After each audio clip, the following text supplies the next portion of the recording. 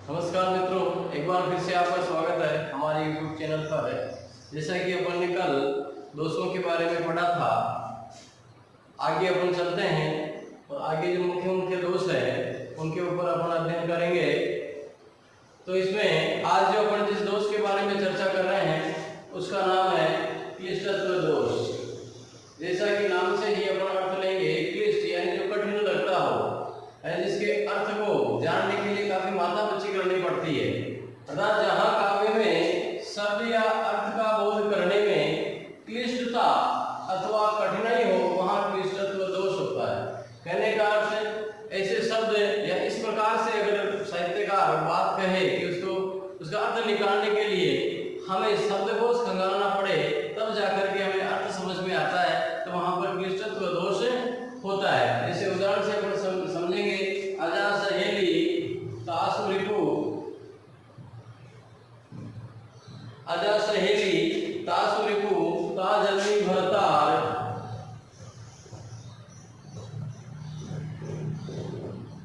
अजा सहेली तासु रिपु ता जलनी भरतार, ताके सुत के मित्र को भजो बारंबार, ताके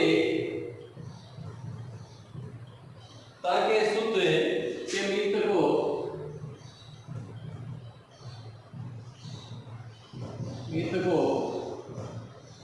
भजो बारंबार या भजतु बारंबार।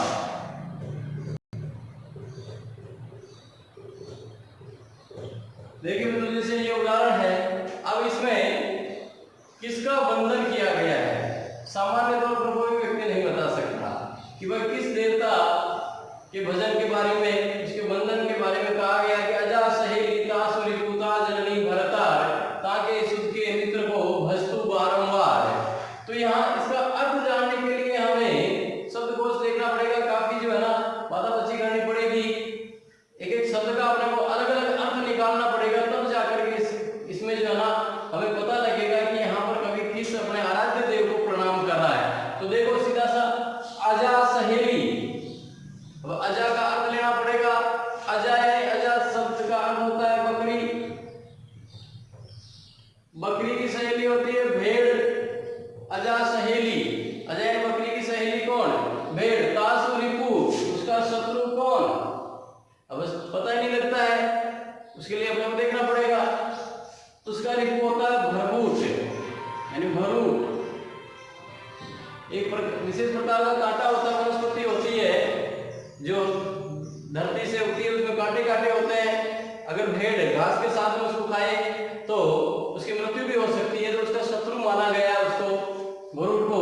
ताजननी, वह भरूट यानी कांटा किससे उत्पन्न होता है? तो धरती से होता है। ताजननी, उसकी धरती यानी उसकी माँ कौन है? धरती। तो बकरी, बकरी की सहेली भेड़, भेड़ का शत्रु कौन? भरूट। और भरूट की माँ यानी कहाँ भरूट कहाँ है, कांटा कहाँ उत्पन्न होता है? धरती से। धरती। ताके सुत, ता जननी भरतार, अब धरती का भरतार आकाश यानी इंद्र देवता। ताके सुत यानी भरतार धरती, धरती का स्वामी इंद्र यानी आकाश, आकाश का देवता वही है, तो भरतार वही हुआ इंद्र। ताके सुत यानी भरतार यहाँ पर इंद्र अर्थ में लेंगे इसका। ताके सुत, अब इंद्र का पुत्र कौन? इंद्र का पुत्र होगा अर्जुन। अर्जुन, अब अर्जुन का मित्र कौन? अर्जुन के मित्र, तो अर्जुन के मित्र हुए कौन? भगवान श्री कृष्ण। भगवान श्री कृष्ण भजतु बारंबार यानी उनके मित्र, अर्जुन के मित्र यानी सखा कौन? कृष्ण। उसको उसका तू भजन कर, उनका वंदन कर। तो इस प्रकार से इसका अर्थ जानने में हमें काफी कठिनाई उत्पन्न होती है, इसीलिए इसको क्लिष्टत्व दोष कहा गया है, क्योंकि सामान्य पाठकों की बस की बात नहीं है कि इसका जो आंसर वो निकाल दे। तो अजा, अजा को ध्यान रखने के लिए कि बकरी, बकरी का मित्र कौन है, किसको पता है कि उसका मित्र कौन होगा? कि भेड़, भेड़ का शत्रु। अब भेड़ का शत्रु सामान्य तौर पर कोई बताएगा तो कुछ भी बता सकता है, लेकिन कांटा बताया गया यहाँ पर। उसकी धरती, उसकी जननी धरती, धरती का भरतार इंद्र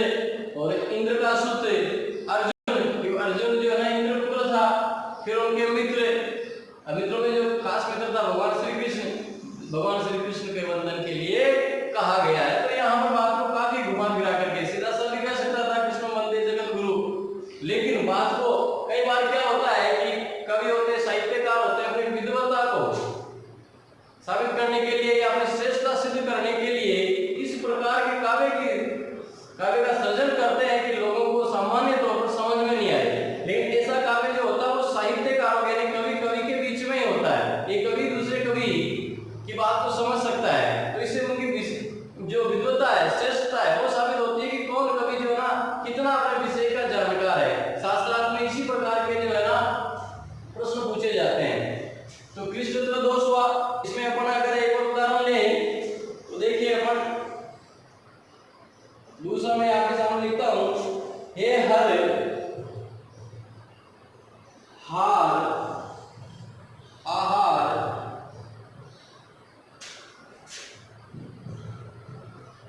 हे हर हार आहार सुत मैं विनवत हूं तोय, मैं विनवत हूं तोय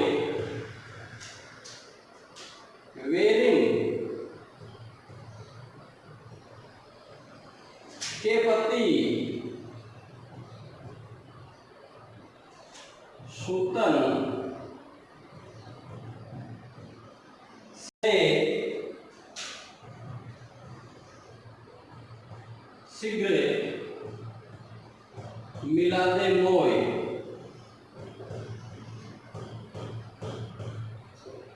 देखिए, हे हर हार आहार सुत मैं विनवत हूं तोय वेरिन के पति सूतन से शीघ्र मिला दे मोय। अब देखो इसमें अब किससे मिला देने की बात यहाँ पर कही गई है। ये सामान्य तौर पर कोई पाठक नहीं समझ सकता है, इसके लिए इसका अर्थ देखना पड़ेगा कि हे हर कहते हैं भगवान शिव को, उसका हार भगवान शिव के जो हार है कौन है, यानी गले में भगवान शिव किसको धारण करते हैं, सर्प को, हरियाणी महादेव उनके कंठ का हार है, सर्प है। अब सर्प क्या खाता है, सर्प का जो भोजन है वो है वायु यानी पवन। सर्प पवन का सेवन करता है, और पवन का पुत्र कौन है, हनुमान जी। मैं विनवत हूं तोय यानी महादेव का हार यानी सर्प का हार यानी भोजन कौन, हवा यानी पवन, और पवन के जो पुत्र है वो कौन है, हनुमान जी। मैं आपसे विनवत हूं, मैं आपसे विनम्र निवेदन करती हूं कि आप वेरिन के पति यानी मेरे जो दुश्मन शत्रु वेरिन जिसने ये कार्य किया है, यानी भगवान जी राम को किसने वनवास दिलाया था, कैकेयी को, तो वेरिन के पति यानी कैकेयी के पति कौन है, राजा दशरथ। और दशरथ के सूतन से यानी पुत्रों से, दशरथ के पुत्र कौन हुए, राम लक्ष्मण से शीघ्र मिला दे मोय यानी मुझे राम लक्ष्मण से शीघ्र आप मिला दीजिए। यानी सीता जी जो है हनुमान जी से विनय कर रही है कि आप वेरिन यानी कैकेयी के जो पति है दशरथ के पुत्र राम जी, आप उनसे मुझे मिला दीजिए। तो इस प्रकार कृष्णत्व दोष का ये है कि ऐसे शब्दों का प्रयोग होता है कि उसका बोध करने में काफी कठिनाई उत्पन्न होती है, तब जाकर के उसका अर्थ जो है हमें प्राप्त होता है, तो वहां पर कृष्णत्व दोष होता है। अब अपना देखो दूसरा जो है अश्लीलत्व दोष, इसको अपन पढ़ते हैं।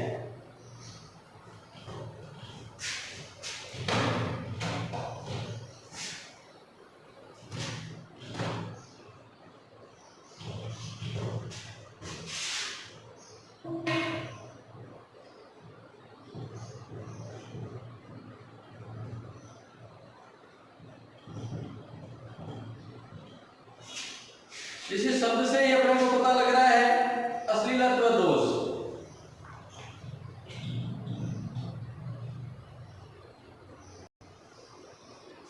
काव्य में क्या होता है, अश्लीलत्व दोष। सीधा सा अर्थ पता लग रहा है कि जहां अश्लील शब्दों का प्रयोग हो, तो इसकी परिभाषा पर देखेंगे कि जहां काव्य में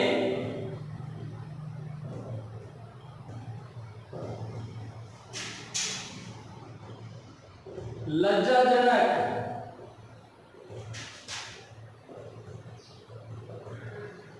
शब्दों का प्रयोग होता है या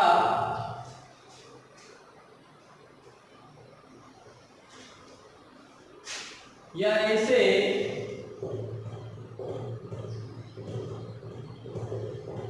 शब्दों का प्रयोग हो व्रीड़ा यानी लज्जा, जुगुप्सा,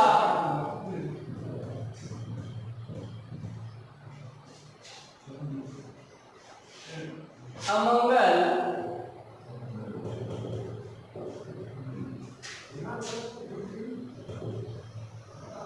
व्यंजक हो, तो वहां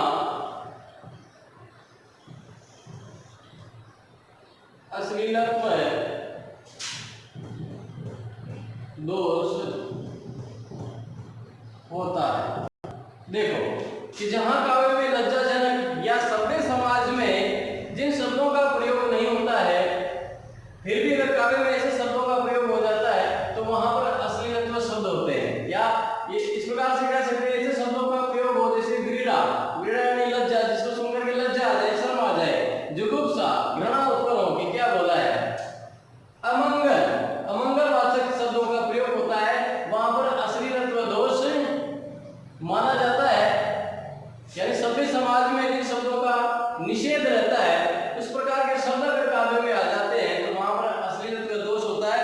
जैसे अपन व्रीड़ाशील या लज्जाजनक उदाहरण देखेंगे,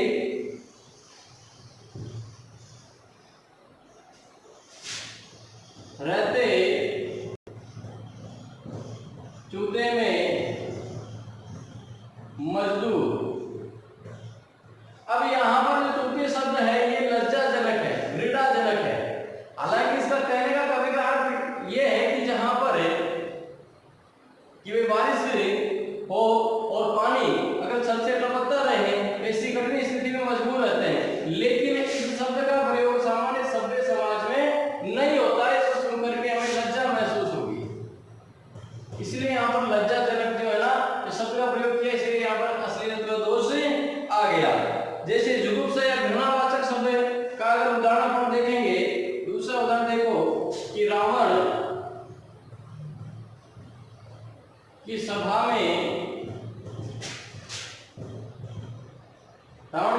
में स्थिर अंगद का पाद,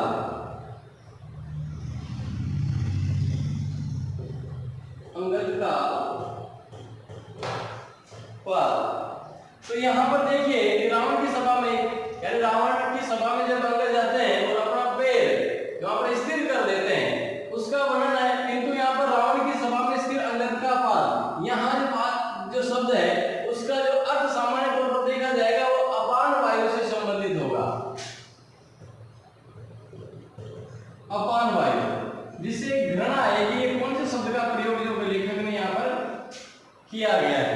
तो ये सामान्य तौर पर इस शब्द को सुन करके मनुष्य में घृणा उत्पन्न हो जाती है। तो इस प्रकार के शब्दों में अश्लीलत्व दोष होता है। तो जहां पर सभ्य समाज में प्रयुक्त नहीं होने वाले शब्दों का प्रयोग अगर काव्य में होता है तो वहां पर अश्लीलत्व दोष होता है। या फिर कह सकते हैं कि जहां काव्य में ऐसे शब्दों का प्रयोग हो जैसे व्रीड़ा, जुगुप्सा, अमंगल का व्यंजक, अमंगल का व्यंजक हो, तो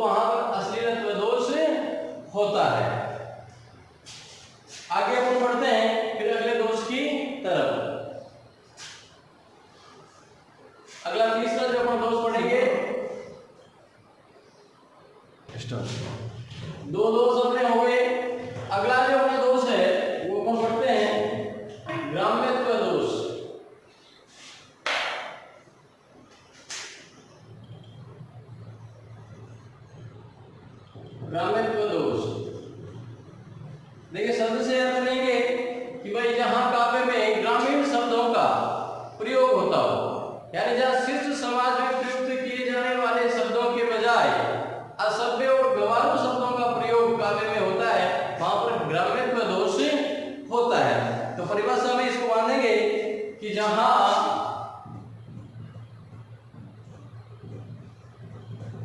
शिष्ट समाज में प्रयुक्त होने वाले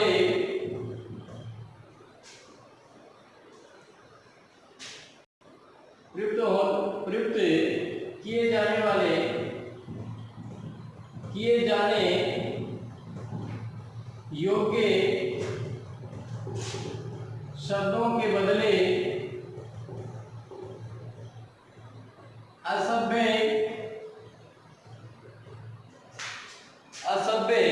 और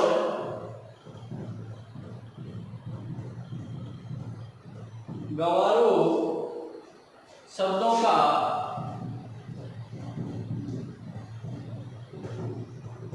प्रयोग किया जाता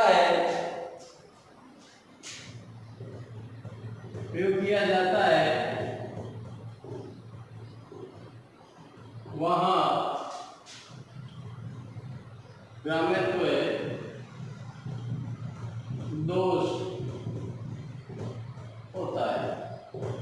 देखिए परिभाषा देखेंगे अपन परिभाषा कि जहां शिष्ट समाज में प्रयुक्त यानी सभ्य समाज में प्रयुक्त किए जाने वाले योग्य शब्दों के बदले, समझिएगा यहाँ पर प्रयुक्त किए जाने वाले योग्य शब्दों के बदले यानी शिष्ट समाज में शिष्ट शब्दों का प्रयोग होता है, उनके बदले अगर लेखक क्या करता है असभ्य एवं गंवारू शब्दों का प्रयोग करता है, यानी असभ्य जो शब्द है उनका प्रयोग अगर काव्य के अंतर्गत करता है तो वहां पर ग्राम्यत्व दोष हो जाता है। यानी असभ्य और गंवारू जो ग्रामीण भाषा के बोलचाल के शब्द होते हैं, गंवारू शब्द उनका प्रयोग, जैसे कोई हिंदी के अंदर मतलब साहित्य हिंदी में अगर काव्य कर रहा है खड़ी बोली हिंदी में और बीच में शब्द जो ग्रामीण जो शब्द है ग्रामीण भाषा का बोलचाल का उसका प्रयोग कर दिया जाता है तो वहां पर ग्राम्यत्व दोष हो जाता है। किस प्रकार से देखो अर्थ देखते हैं आगे उदाहरण के तौर पर, इसको और ज्यादा समझने की कोशिश करेंगे। जैसे मूड पे मुकुट धरे सोहत है गोपाल, मूड पे मुकुट धरे सोहत है गोपाल। देखो यहां पर मूल जो शब्द है ये ग्रामीण शब्द है, शीश आना चाहिए कि शीश पे मुकुट धरे सोहत गोपाल, तो ये मतलब कि इसमें ये दोष प्रयुक्त नहीं होता, किंतु यहाँ पर ग्रामीण भाषा का जो बोलचाल का शब्द है वो मूड यहाँ पर ले लिया कि मूड पे मुकुट, मूड यानी सिर, तो इसको शीश कहना चाहिए था लेकिन इसने मूड शब्द कहा है। मूड पे मुकुट धरे सोहत है गोपाल, यानी श्री कृष्ण भगवान के शीश पर जो है मुकुट शोभित होता है, किंतु यहाँ मूड शब्द जो है ग्रामीण बोलचाल का शब्द है, इसलिए यहाँ पर दोष हो गया कौन सा, ग्राम्यत्व दोष। इस प्रकार से अगर मान लो दूसरा देखिए उदाहरण,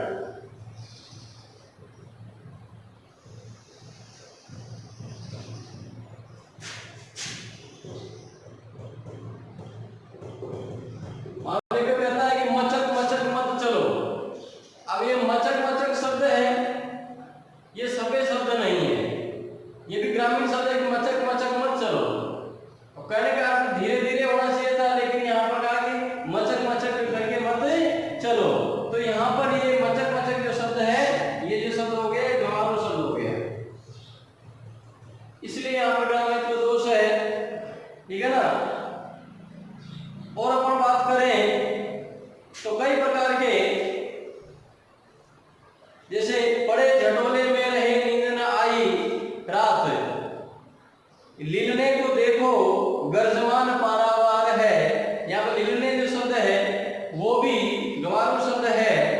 इसी प्रकार से न तरु बांझवली बादी बियाना, तो यहाँ पर बियाना जो शब्द है वो ग्राम्यत्व या गंवारू जो शब्द है, इसलिए यहाँ पर ग्राम्यत्व दोष होगा। तो इस प्रकार से आज अपन ने पढ़ा कृष्ण शुद्धत्व दोष, ग्राम्यत्व दोष और अश्लीलत्व दोष, और भी अपने एक दो बाकी है हिंदी साहित्य में, उनको अपन अगले वीडियो के अंदर पढ़ेंगे। इस प्रकार से दोष वाला जो चैप्टर है वो अपने चल रहा है। इस वीडियो को अच्छी प्रकार से देखें, लाइक करें, शेयर करें, सब्सक्राइब करें। धन्यवाद।